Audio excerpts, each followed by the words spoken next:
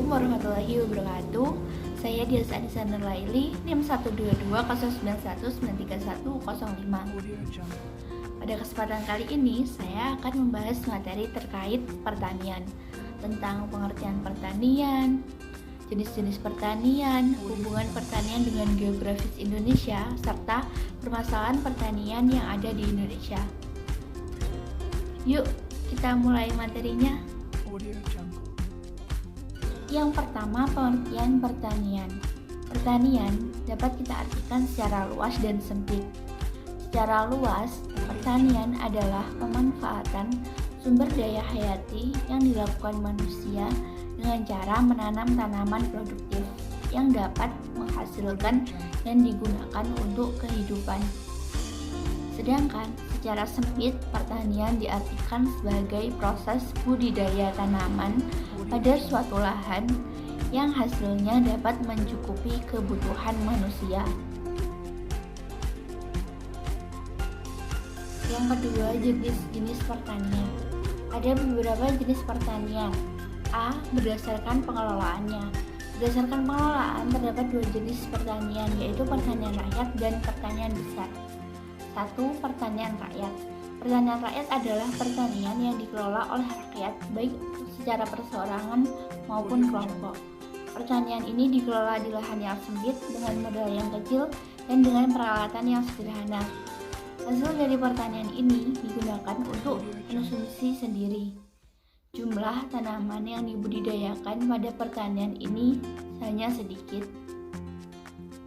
Yang kedua, pertanian besar merupakan pertanian yang dikelola oleh suatu badan usaha ataupun perusahaan.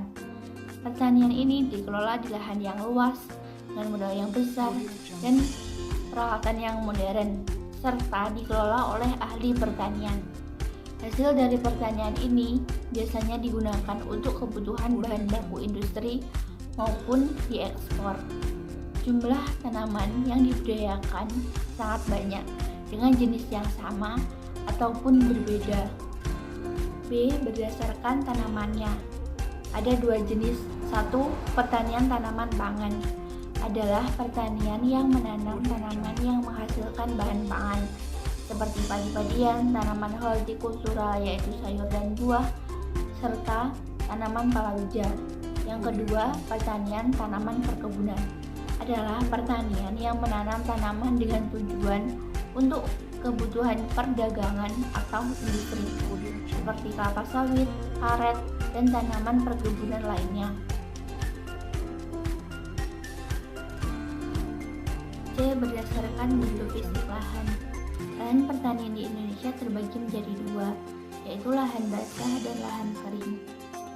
1. Lahan basah atau wetland adalah lahan yang fisik permukaannya tertutup oleh air, baik air asin, tawar, ataupun payau, berupa lahan asli atau buatan yang berada di aliran sungai, pantai, maupun kolam tambak. Lahan basah ini bermanfaat untuk mencegah banjir, mencegah abrasi sebagai sarana transportasi, serta sebagai sarana penelitian pendidikan. Jenis lahan basah sangatlah beragam, yaitu sawah, tambak, dan keramba. 2. Lahan kering atau dryland merupakan jenis lahan pertanian dengan kondisi tanah yang kering atau sedikit mengandung air. Lahan ini mengandalkan air hujan atau sumber air sedang untuk menjalankan pertanian. Lahan ini banyak ditemukan di lereng gunung ataupun bukit. Tanaman yang biasanya ditanam adalah tanaman yang berbatang keras ataupun sayuran yang tidak memerlukan banyak air. Lahan kering dibedakan menjadi beberapa jenis, yaitu ladang, tegal, dan kebun. 3. Hubungan pertanian dengan geografis Indonesia. Indonesia merupakan negara yang memiliki keragaman bentuk muka bumi, baik daratan maupun lautan. Kondisi tersebut memiliki hubungan yang erat dengan aktivitas masyarakat di Indonesia, terutama dari segi mata pencaharian. A. Wilayah dataran tinggi adalah bentuk muka bumi yang relatif datar yang terletak di daerah yang tinggi dengan ketinggian antara 700 sampai 800 meter di atas permukaan laut. Kegiatan ekonomi penduduk cenderung di bidang pertanian lahan kering. Tanaman yang dibudidayakan adalah tanaman hortikultural seperti sayuran, buah-buahan, dan tanaman hias. B. Wilayah pegunungan merupakan deretan atau rangkaian gunung yang tinggi dibandingkan daerah di sekitarnya, dengan ketinggian sekitar 600 meter di atas permukaan laut. Aktivitas masyarakat berupa pemanfaatan area hutan, budidaya perkebunan seperti cina, karet, dan teh.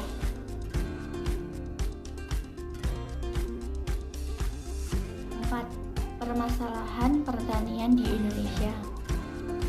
Masalah pertanian muncul karena penggunaan sistem yang masih didominasi oleh sistem masa lalu.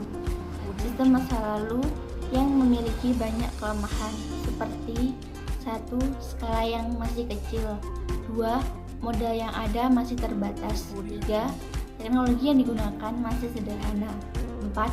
Pertumbuhan tanaman masih dipengaruhi oleh musim, 5.